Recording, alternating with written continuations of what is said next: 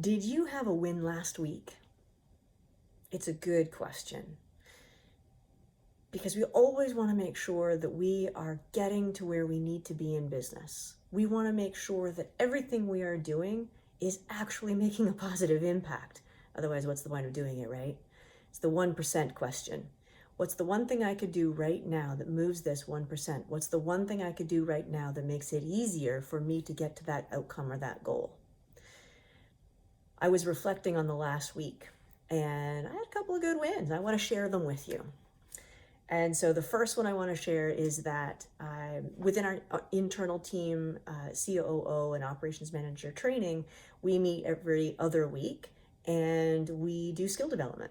And I am so excited. The person, Kirk, who is a member of my team, did a great job. He was giving us a presentation on KPIs.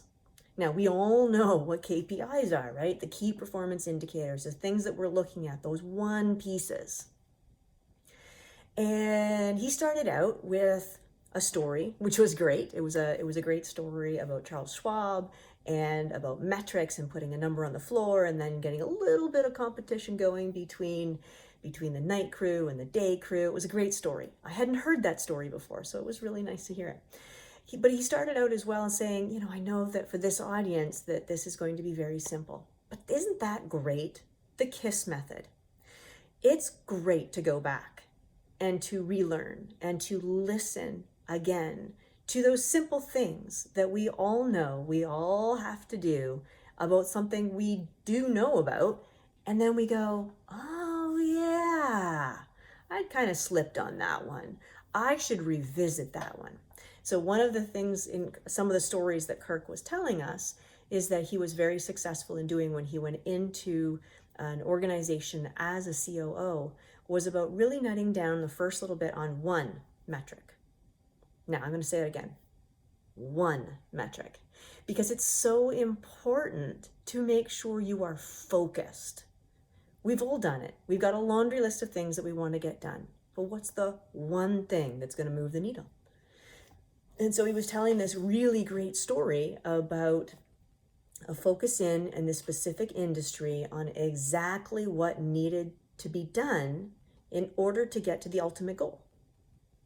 And yes, over time, more KPIs and more metrics were added and things were posted and whatnot, but keeping it simple, bring it down to basics, doing the leading indicator. What's the piece? What's the human behavior thing that's actually going to move the needle? That is part of the question. And so it was really wonderful to hear the presentation and reflect on how simple it seems to be. Yes, there's more skill and there's more involved in the background and whatnot, but it's really about keeping it simple.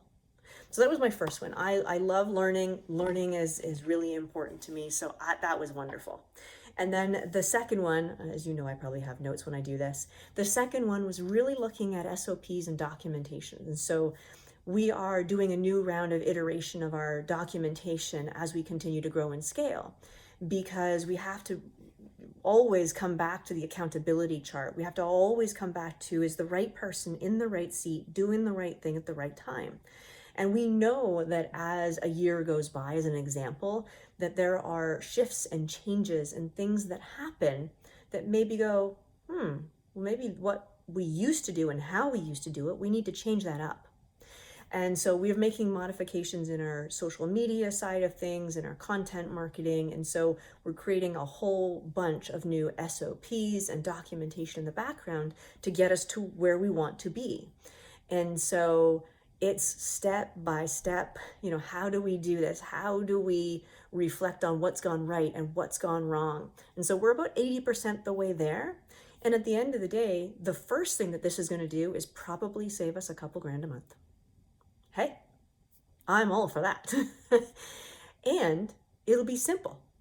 With the process in place, we don't have to wait necessarily. We can always shift things up, move a post, reschedule something if there's something topical we want to do. But I'd rather spend the time, frankly, being topical on these videos and speaking here and at our events than I would on the social media postings. That's much more about education in my world.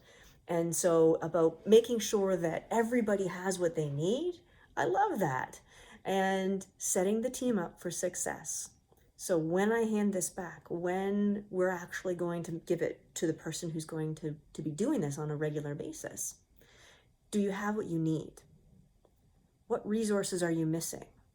Do you have all the login credentials? Do you have all of the processes that you need? What questions do you have that seemed intuitive to me? Because we say things, I love it, Kirk brought this up too in his presentation. We make assumptions about what we already know, and if I know it, I just assume that you know it as well. And so as a leader, I can't do that. I need to ask the question, what do you need? Talk to me. I want you to be successful, and here's my expectations. I know it'll only take X number of hours, so I don't expect that it's going to take much longer outside of the first week or so when you're learning. I do believe it needs to be done this way or that way. And so I'm open to the conversation when we need to switch it up. Maybe an algorithm changed, maybe there's something at the macroeconomics that have changed, we don't know. But for now, let's start with this next iteration of process and then see what needs to be tweaked. Let's set the expectation of run it for a month and come back to me. Let's have that conversation, or run it for a week and then come back to me. It really depends on what's going on. So those were my two things as I reflect on the last week. We also, of course, had a wonderful event, and I can't wait to have the next event coming up. That one will be March 23rd at noon, and it is a really good one. How to have difficult conversations. I am really looking forward to this. It won't be me. We have a guest speaker coming in for this one.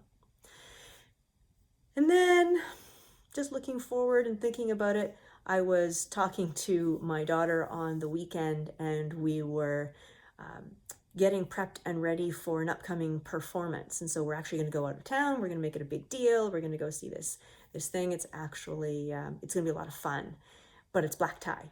And so I have black tie attire, and I'm going to get my mom to go with me. So she has a formal dress, but my daughter did not. So we had to go shopping, and what an interesting experience that was. She's not the kid and she's not the grown up, and so she's in this in between, and she found the perfect dress, and she was so excited about it that she's asked every day, can I wear that dress? Can I wear that dress? No, honey, you can't wear your formal dress to badminton. You gotta love it. But you gotta set the rules of engagement, right? Whether it's your family, whether it is your friends, whether it is your workplace, you need to make sure that everybody understands, how can I be successful? What's the thing that's going to make it not so good? And how do we make sure that we know that we're not getting to that point?